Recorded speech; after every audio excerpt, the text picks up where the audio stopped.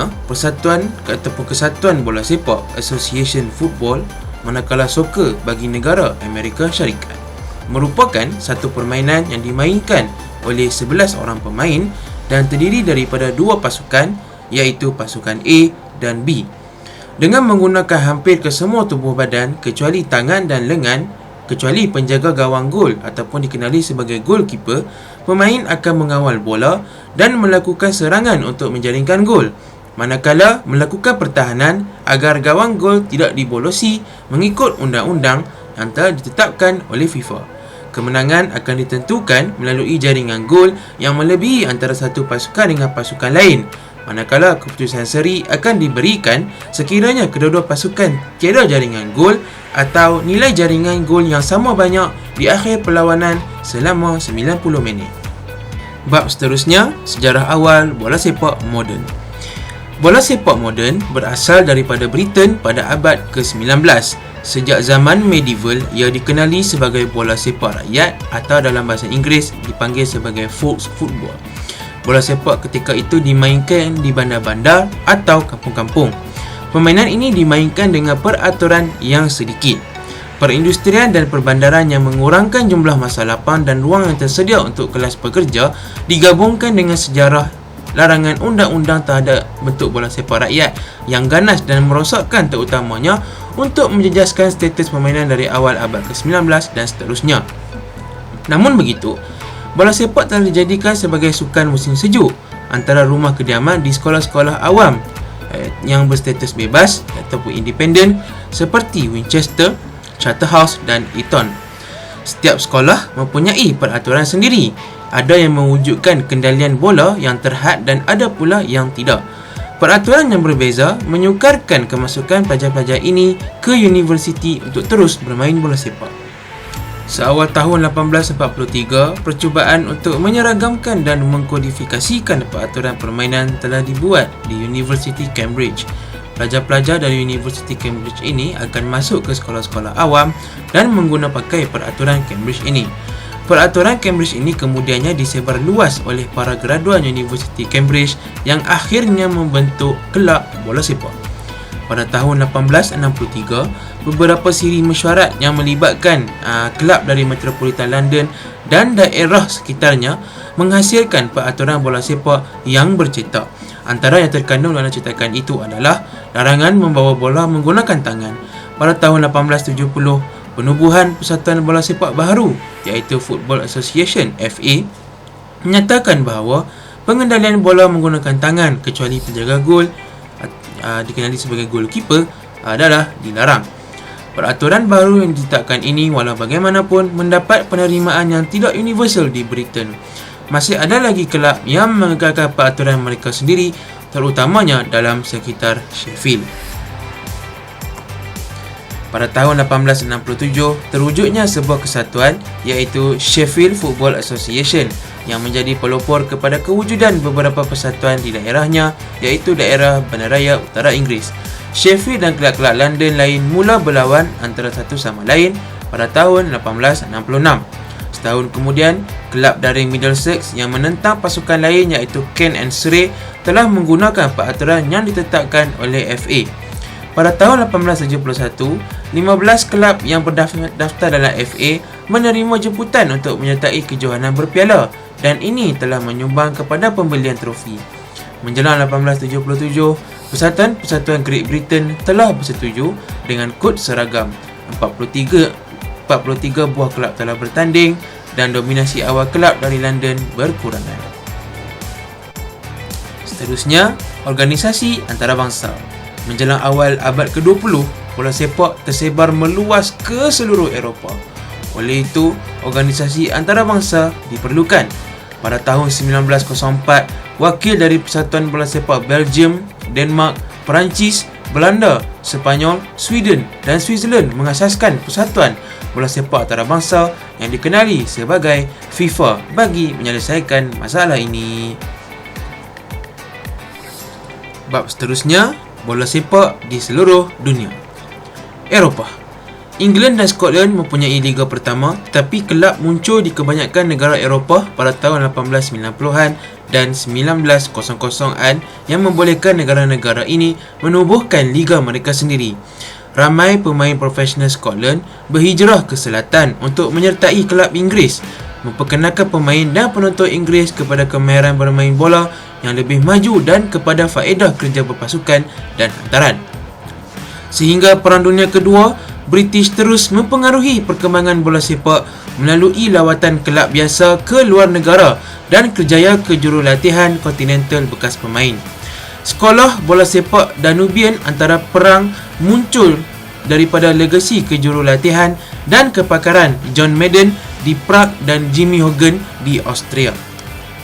Sebelum Perang Dunia Kedua, pasukan Itali, Austria, Switzerland dan Hungary muncul sebagai pencabar yang sangat kuat kepada British. Semasa 1950-an dan 60-an, kelab Itali dan Sepanyol adalah yang paling aktif dalam pengambilan pemain asing terkemuka.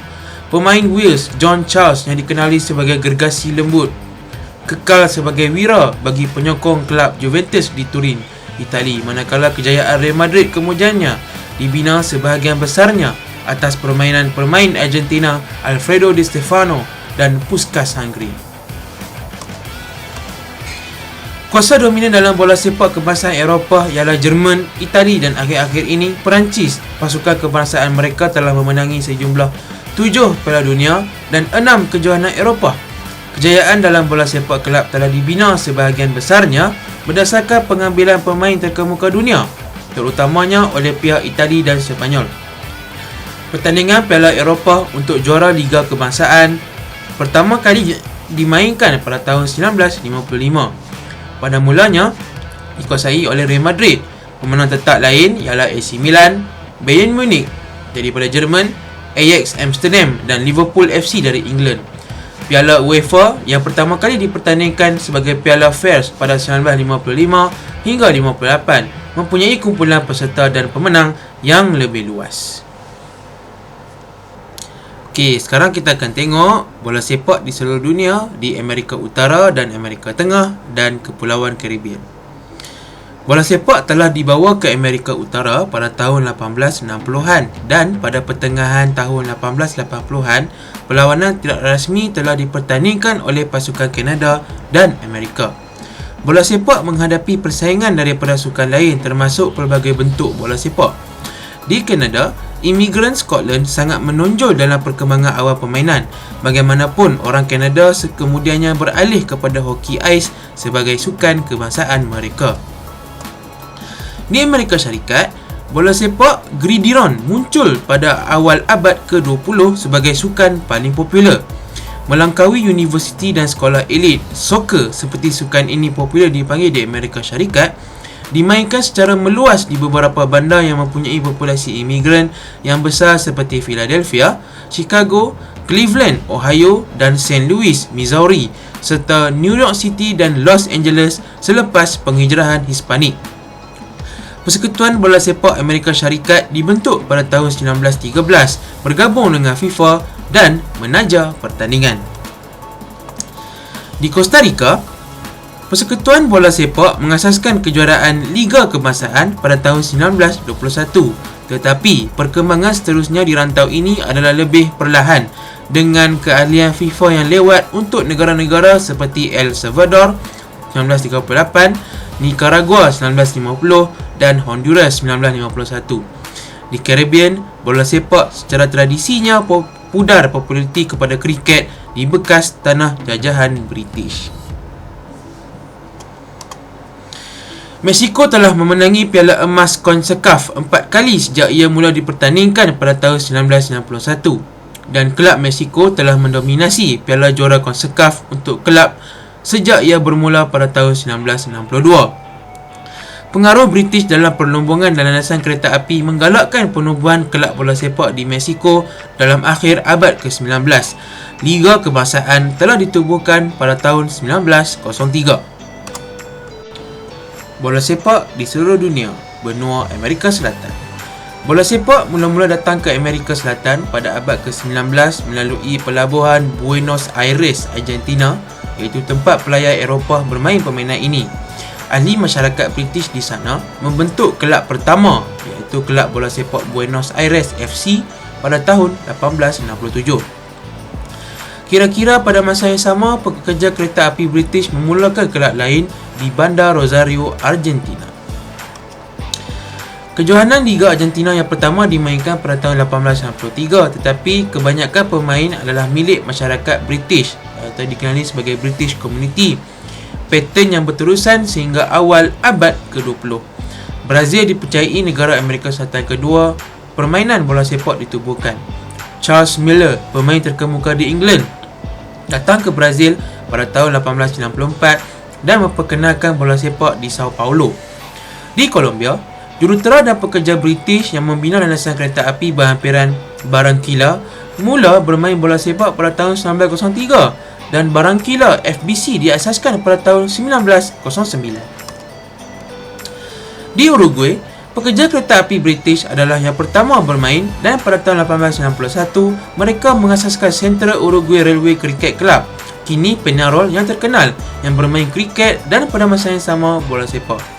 Di Chile, pelayar British memulakan permainan di Valparaiso, menubuhkan Valparaiso FC pada tahun 1889.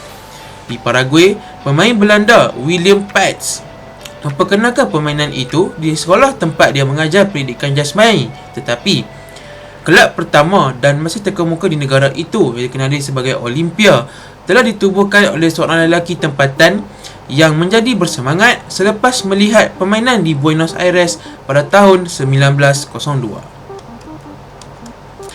Di Bolivia, pemain bola sepak pertama adalah warga Chile yang pelajar yang pernah belajar di Eropah, dan di Peru mereka adalah warga Britain expatriate. Di Venezuela, pelombong British diketahui telah bermain bola sepak pada tahun 1880-an. Pada tahun 1916, negara-negara Amerika Selatan adalah yang pertama mengadakan kejohanan benua mereka yang dikenali sebagai Copa America. Pada tahun 1960, kejohanan kelab Amerika Selatan, Piala Libertadores, telah dimulakan dan telah dimainkan setiap tahun oleh kelab terkemuka di benua itu, dengan pemenang bermain sebagai juara kelab Eropah, dan hasil daripada popularitinya, pelbagai pertandingan antarabangsa lain juga telah diadakan antara kelab.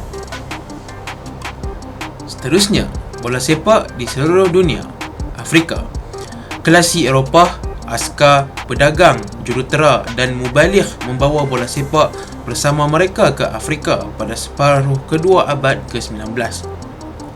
Perlawanan pertama yang didokumentasikan berlaku di Cape Town pada tahun 1862. Selepas itu, permainan itu tersebar dengan cepat ke seluruh benua, terutamanya di tanah jajahan British.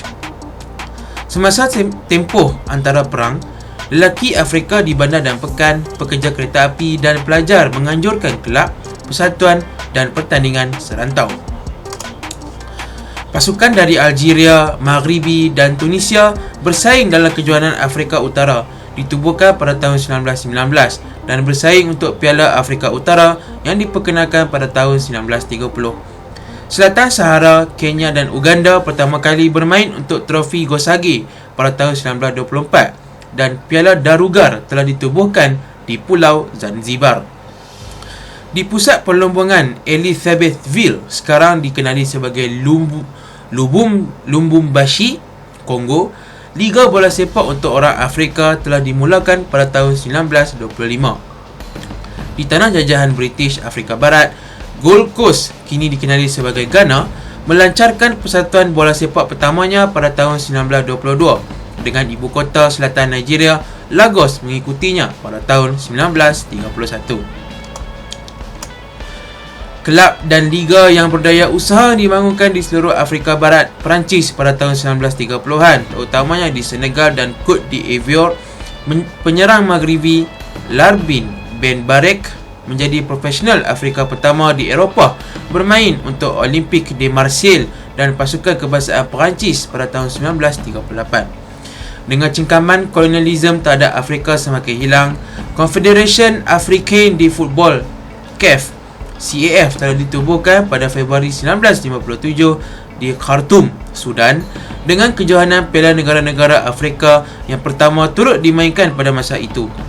Negara-negara Afrika yang merdeka menggalakkan bola sepak sebagai satu cara untuk membentuk identiti nasional dan menjana pengiktirafan antarabangsa. Terakhir, bola sepak di seluruh dunia Asia Pasifik. Bola sepak dengan cepat memasuki Asia dan Oceania pada separuh kedua abad ke-19, tetapi tidak seperti di Eropah, ia gagal menjadi sukan negara yang menyatukan. Di Australia, ia tidak boleh menolak permainan musim sejuk bola sepak peraturan Australia yang dikodifikasikan sebelum bola sepak dan rugby. Pendatang British ke Australia melakukan sedikit usaha untuk membangunkan bola sepak tempatan. Oleh kerana pendatang Eropah Selatan lebih komited untuk mengasaskan kelab dan kejohanan, bola sepak menjadi ditarifkan sebagai permainan etnik.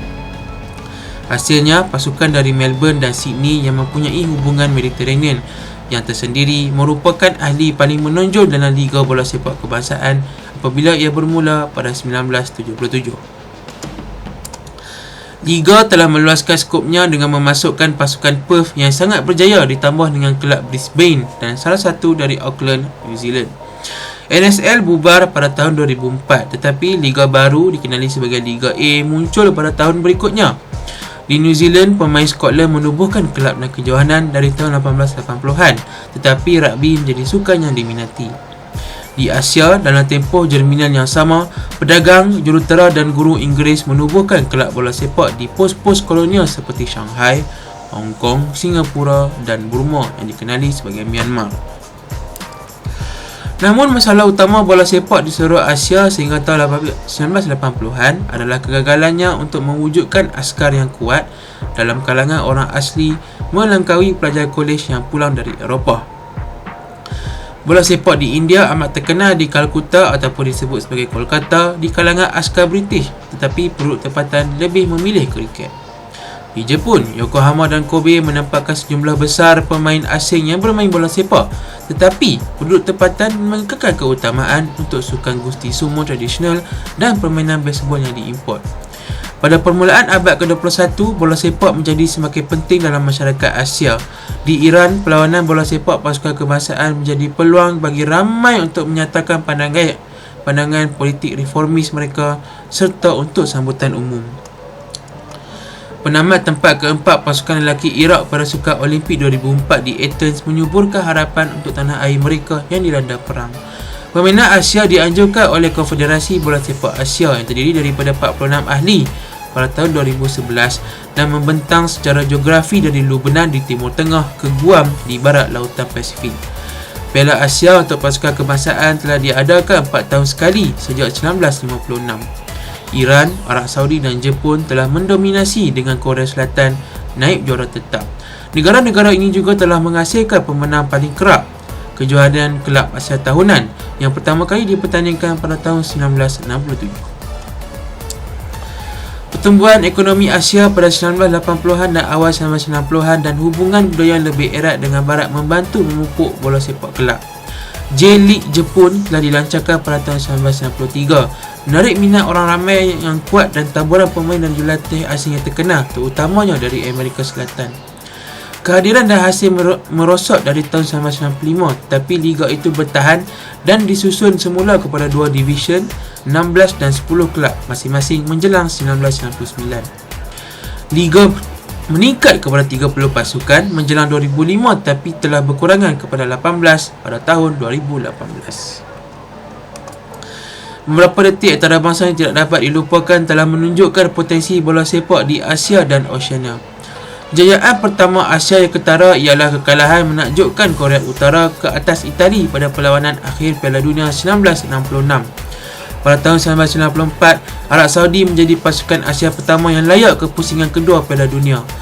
Piala Dunia 2002 yang menghiburkan yang dihoskan oleh Jepun dan Korea Selatan dan kejayaan di atas padang pasukan kebangsaan negara tuan rumah, iaitu Korea Selatan mara ke separuh akhir manakala Jepun mara ke pusingan kedua, berdiri sebagai pencapaian paling cemerlang di rantau ini dalam bola sepak antarabangsa.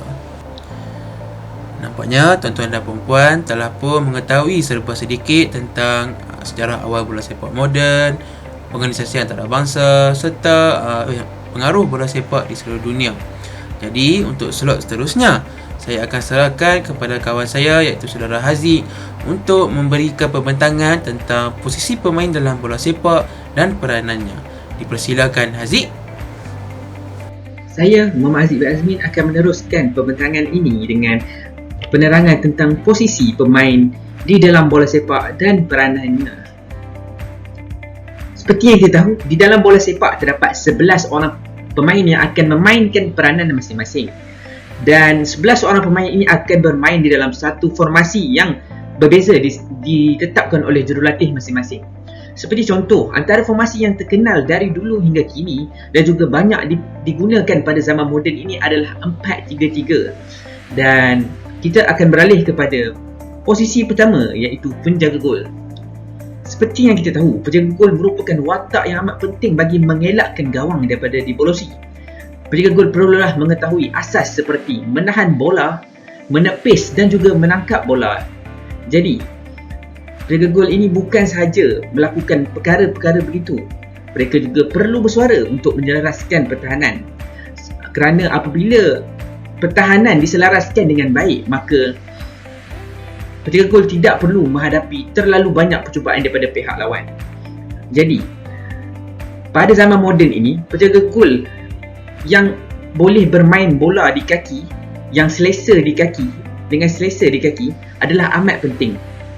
Okey. Dan antara contoh penjaga gol yang selesa dengan bola di kaki adalah Manuel Neuer. Manuel Neuer merupakan penjaga gol Jerman yang bermain untuk Bayern Munich, dan Manuel Neuer ini adalah pemain yang tidak kekok apabila bola berada di kakinya. Manuel Neuer boleh melakukan hantaran jauh, hantaran dekat dan boleh bermain 1-2 di belakang bersama pertahanannya. Bukan itu sahaja, Manuel Neuer adalah contoh yang terbaik untuk goalkeeper zaman moden ini kerana beliau sudah mencapai pelbagai anugerah di dunia bola sepak ini. Okey, posisi seterusnya adalah pertahanan tengah. Pertahanan tengah atau dalam bahasa Inggerisnya adalah centre back. Pertahanan tengah ini merupakan pertahanan yang akan menghalang pemain serangan daripada melakukan serangan dan posisinya adalah di bahagian tengah. Di bahagian tengah pertahanan. Jadi, pertahanan tengah ini perlulah berani mengambil risiko untuk melakukan bentesan dan terjahan. Dan pertahanan tengah ini juga perlu mempunyai kebolehan untuk memenangi bola di udara. Jadi, di dalam bola sepak terdapat pelbagai jenis pemain pertahanan tengah. Yang pertama sekali adalah pemain pertahanan yang baik dengan bola, yang itu ball playing defender di dalam bahasa Inggerisnya. Pemain pertahanan tengah yang bernama ball playing defender ini adalah pemain pertahanan tengah yang boleh merencanakan serangan daripada bawah dan selesa dengan bola di kaki. Antara contoh pemain pertahanan yang boleh bermain seperti ini adalah Ben White daripada Arsenal. Ben White merupakan nama yang baru naik, tetapi kebolehannya bermain dan selesa dengan bola, melakukan hantaran dan juga boleh menggelecek pemain untuk merencanakan serangan adalah salah satu ciri-ciri pertahanan tengah yang baik di kaki. Dan seterusnya adalah pemain pertahanan klasik, seperti pemain yang melakukan bentesan atau terjahan, tetapi apabila bola berada di kaki, mereka agak kekok dan tidak boleh memulakan serangan daripada bawah. Jadi, antara contoh pertahanan tengah yang terbaik di dalam dunia bola sepak adalah Paolo Maldini. Paolo Maldini boleh dikatakan sebagai salah satu pemain pertahanan yang terbaik di dalam sejarah bola sepak. Dan terdapat juga beberapa perdebatan yang membandingkan Sergio Ramos dan juga Paolo Maldini. Tetapi bagi saya, Paolo Maldini mempunyai level yang lebih tinggi berbanding Sergio Ramos. Dan seterusnya, kita akan beralih ke posisi pertahanan sisi atau di dalam bahasa Inggerisnya left back dan juga right back. Tugas pertahanan sisi seperti yang kita tahu adalah membantu dalam bertahan, dan mereka juga akan membantu dalam serangan serta melakukan larian ofensif. Larian-larian serangan yang akan dilakukan oleh pemain pertahanan sisi ini dapat membantu pemain-pemain sayap ataupun penyerang untuk menjadikan gol. Dalam masa yang sama, mereka akan membantu pertahanan untuk mengekang asakan daripada bahagian kiri dan juga bahagian kanan. Antara pemain pertahanan sisi yang boleh dikatakan terbaik dalam era moden ini adalah Marcelo, seperti yang tertera dalam gambar. Marcelo merupakan pemain yang mempunyai kebolehan untuk menggelecek dan juga melakukan hantaran-hantaran yang baik. Marcelo juga mempunyai kebolehan untuk melakukan tackle-tackle yang bersih dan juga dapat menghalang pemain-pemain lawan daripada melepasi beliau dengan mudah. Marcelo ini berasal daripada Brazil dan boleh dikatakan Marcelo ini adalah pemain pertahanan kiri yang terbaik dilahirkan oleh Brazil selepas Roberto Carlos. Posisi yang seterusnya adalah posisi pemain tengah. Di dalam bola sepak terdapat 3 jenis pemain tengah yang sering digunakan, iaitu pemain tengah bertahan, pemain tengah kotak ke kotak dan yang ketiga adalah pemain tengah penyerang. Pemain tengah bertahan merupakan pemain yang akan membantu pertahanan dari segi bertahan. Pemain tengah ini mempunyai kebolehan untuk melakukan bentesan dan juga membaca pergerakan lawan dengan baik di bahagian tengah. Jadi apabila pemain tengah bertahan ini berjaya memenangi bola di bahagian tengah, maka peluang untuk melakukan serangan dan transisi daripada bertahan ke serangan akan berlaku dengan amat baik disebabkan oleh pemain tengah bertahan ini. Dan yang seterusnya adalah pemain tengah kotak-kotak. Pemain tengah kotak-kotak ini adalah pemain yang akan bermain di bahagian tengah dan mereka akan turun dan naik. Mereka akan membantu di bahagian bawah, mereka juga akan membantu di bahagian atas. Antara nombor spesifik yang digunakan oleh pemain tengah kotak ke kotak ini adalah nombor 8. Dan yang ketiga adalah pemain tengah menyerang atau dalam bahasa Inggerisnya attacking midfield. Pemain tengah menyerang adalah pemain yang akan merencanakan serangan dan melakukan hantaran-hantaran yang akan disambar oleh pemain sayap dan juga pemain penyerang. Pemain tengah menyerang ini otaknya akan lebih ofensif dan selalunya pemain tengah menyerang ini mempunyai kebolehan untuk melakukan hantaran yang amat baik untuk menjaringkan jaringan, untuk menjaringkan gol. Dan antara pemain tengah menyerang yang amat baik di zaman moden ini adalah Mesut Ozil. Mesut Ozil mempunyai ability untuk melakukan hantaran-hantaran gol yang amat baik dan mempunyai kebolehan dalam dribbling atau di dalam bahasa Melayunya menggelecek dan mempunyai ability untuk menjaringkan gol. Dan sekarang kita akan beralih kepada pemain yang akan melakukan serangan pula, iaitu pemain sayap. Pemain sayap ini merupakan pemain yang akan bermain di bahagian serangan tetapi di bahagian sisi, iaitu kiri dan juga kanan. Pemain sayap ini mempunyai kelebihan untuk melakukan larian-larian pantas bagi melepasi pemain pertahanan. Bukan itu sahaja, pemain sayap ini mempunyai kelebihan menggelecek yang baik untuk melepasi 2 atau 3 pemain pertahanan. Dan pemain sayap ini perlu mempunyai kelebihan untuk menggelecek pemain pertahanan sisi dan seterusnya boleh melakukan hantaran dan menjaringkan gol. Pada zaman klasik sebelum ini, pemain sayap tugas utamanya adalah bagi memberi ruang kepada pemain penyerang untuk menjaringkan gol dan melakukan hantaran kepada penyerang. Namun pada zaman moden, pemain sayap lebih banyak menjaringkan gol dan menjadi penjaring gol yang amat prolifik. Seperti contoh, pemain sayap yang sering menjaringkan gol adalah Mo Salah atau nama penuhnya Mohamed Salah yang bermain untuk pasukan Liverpool.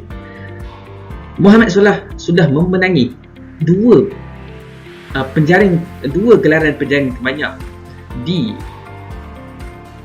Liga Perdana Inggeris, dan Mohamed Salah ini juga merupakan pemegang rekod untuk pemain Afrika yang paling banyak menjaringkan gol di Liga Perdana Inggeris. Dan akhir sekali adalah pemain penyerang.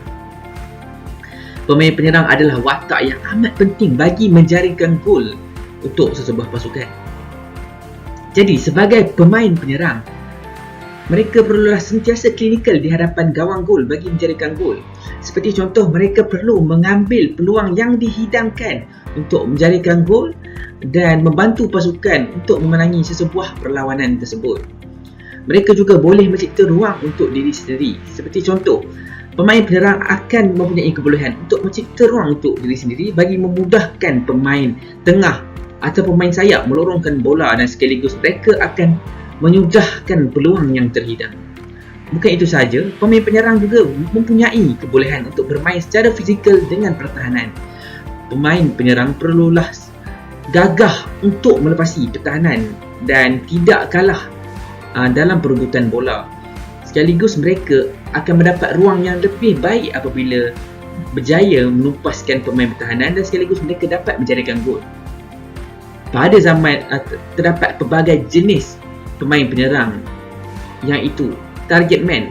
Target man merupakan pemain penyerang yang ditugaskan untuk menjadikan gol, dan seluruh pasukan akan mencari dia dan dia akan menyudahkan peluang yang terhidang. Dan seterusnya adalah false nine. False nine ini merupakan pemain penyerang yang akan membuka ruang untuk pemain sayap untuk menjadikan gol.